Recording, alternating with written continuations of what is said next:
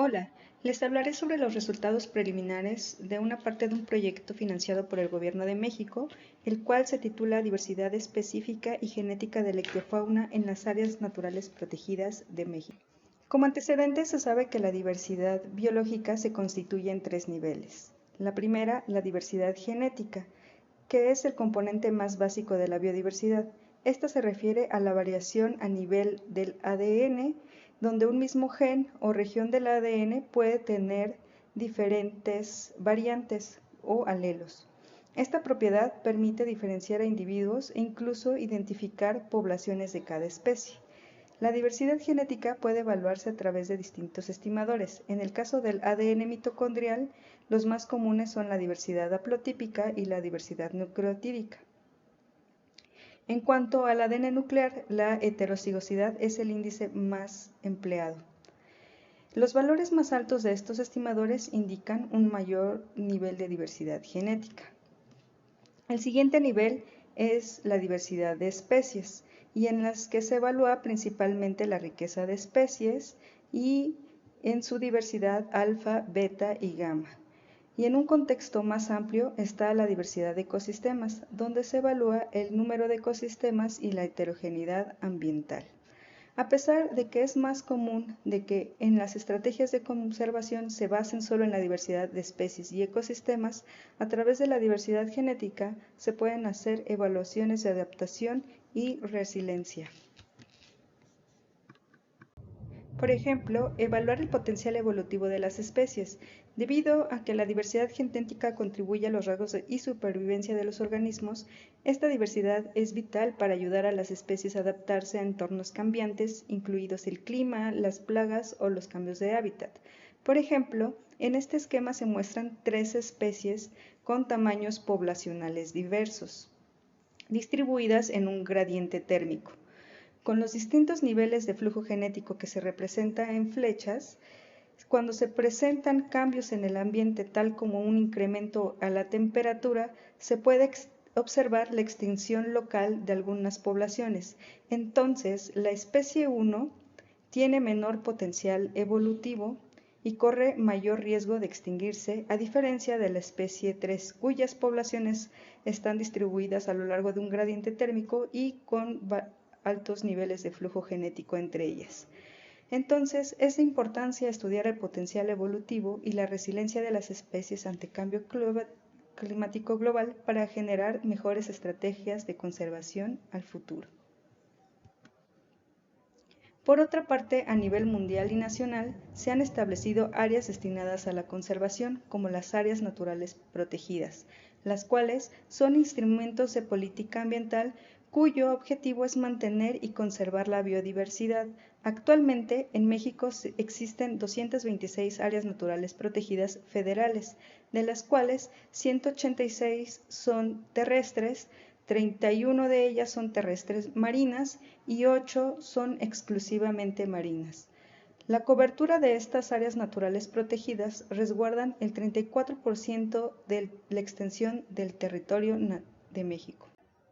A pesar que han pasado más de 100 años desde que se estableció la primera área natural protegida en México con el Parque Nacional Desierto de los Leones en Ciudad de México, fue hasta los años 70 que no existían políticas públicas en conservación de la biodiversidad, ya que solo se destinaba a la conservación de ciudades o espacios con valor escénico y ambiental, conservando solo un nivel de diversidad biológica, el cual representaba a los ecosistemas.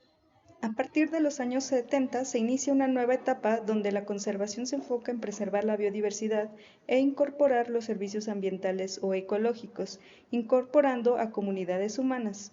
Esto da inicio a las primeras reservas de la biosfera. Hasta este momento de la historia solo se conservan 2 niveles de biodiversidad, la diversidad de especies y la diversidad de ecosistemas. A partir de la década de los 90 se establecen por primera vez políticas públicas ambientales a nivel internacional, como son los acuerdos de la Cumbre de la Tierra, Agenda 21 y la Convención de Diversidad Biológica de las Naciones Unidas. En México se constituyen importantes instituciones como la CONAVIO y el Fondo Mexicano para la Conservación de la Naturaleza, los cuales ayudan a realizar estudios de diversidad e involucrarse en políticas públicas. A partir de ello, las áreas naturales protegidas ganaron terreno que habían perdido durante décadas. Sin embargo, estas estrategias solo conservan los niveles más altos de biodiversidad, especies y ecosistemas. Aunque en los últimos 20 años en México se han establecido 226 ANPs, las estrategias de conservación se enfrentan a nuevos retos como la pérdida de poblaciones locales y extinción debido a diversos factores como la destrucción de hábitat y cambio climático. En esta década es donde diversas instituciones prestan atención a la diversidad genética como unidad básica para ayudar a las especies a adaptarse a entornos cambiantes. Por tanto, la comunidad científica se pregunta si la diversidad genética está salvaguardada, ya sea in situ o ex situ. Es a partir de aquí donde empieza a tomarse en cuenta a la diversidad genética. Actualmente es un momento crítico para conservar la diversidad genética. Es por ello que se están desarrollando actualizaciones en el Convenio de las Naciones Unidas sobre Diversidad Biológica post-2020 en el Marco Global de Biodiversidad Kunming-Montreal, el cual fue aprobado en diciembre de 2022 en la COP15.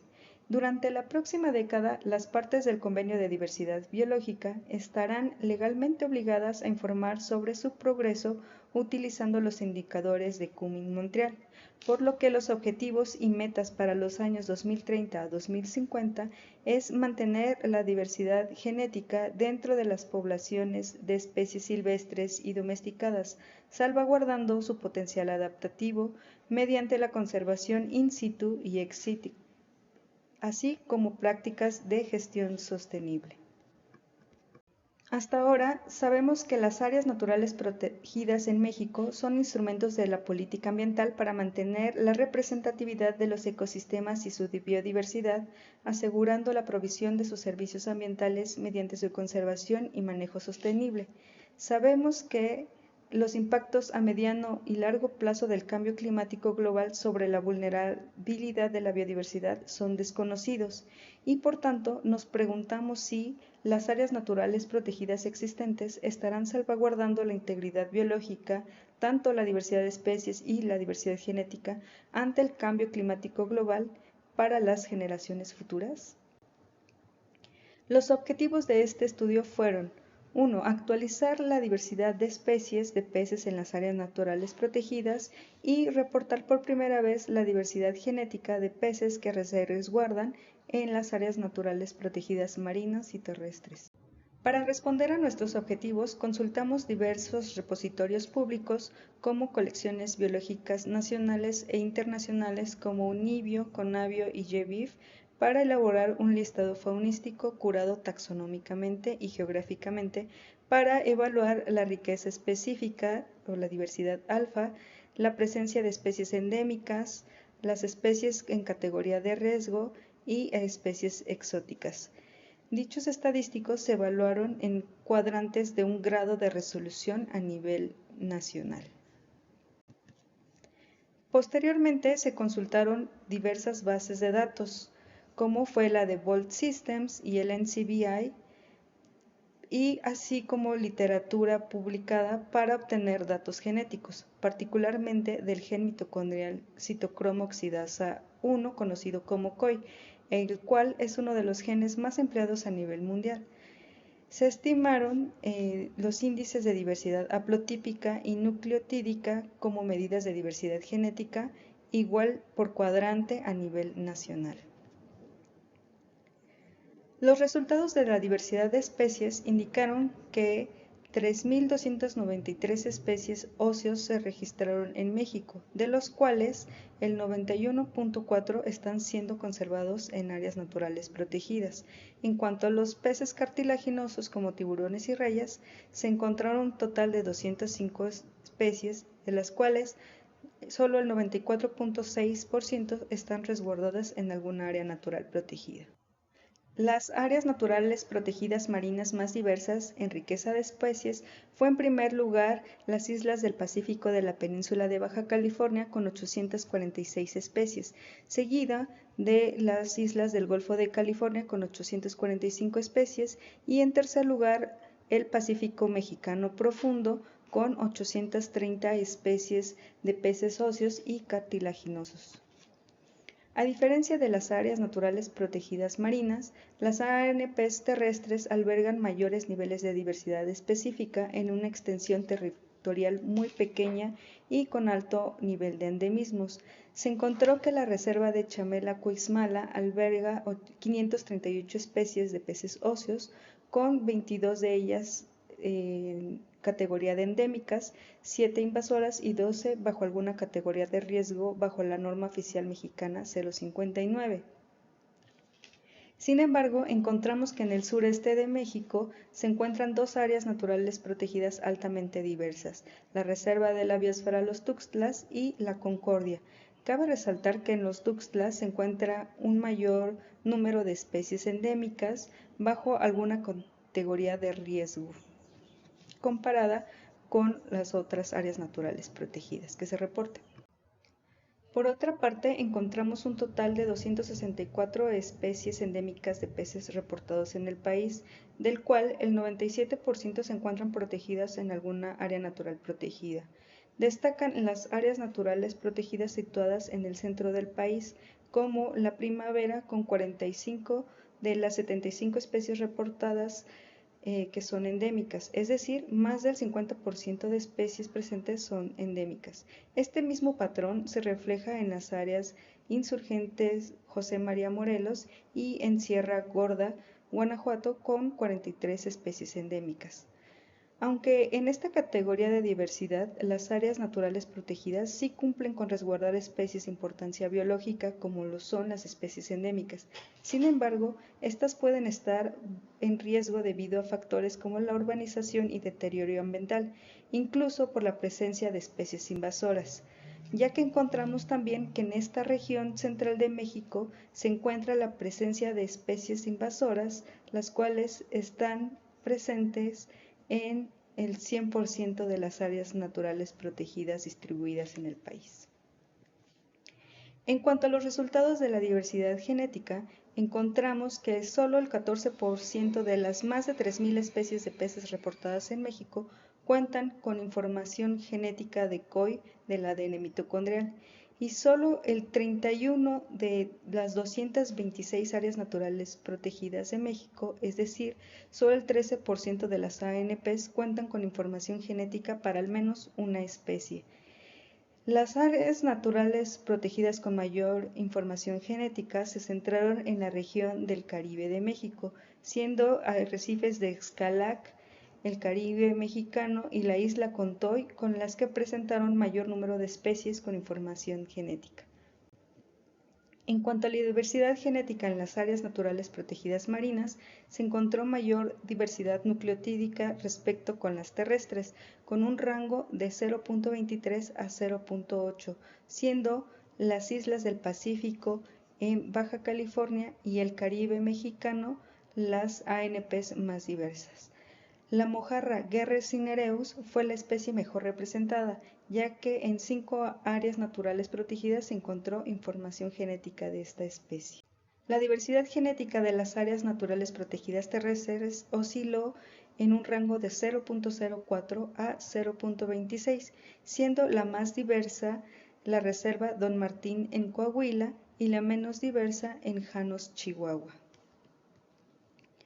Nuestros resultados indicaron un gran déficit de información genética a nivel nacional para el grupo de los peces óseos y cartilaginosos, comparado con la diversidad de especies. Es notorio el déficit de información genética, por lo que aún es necesario promover y continuar estudios genéticos para tener representatividad de la mayoría de las especies de peces en México y cumplir las metas globales de 2030.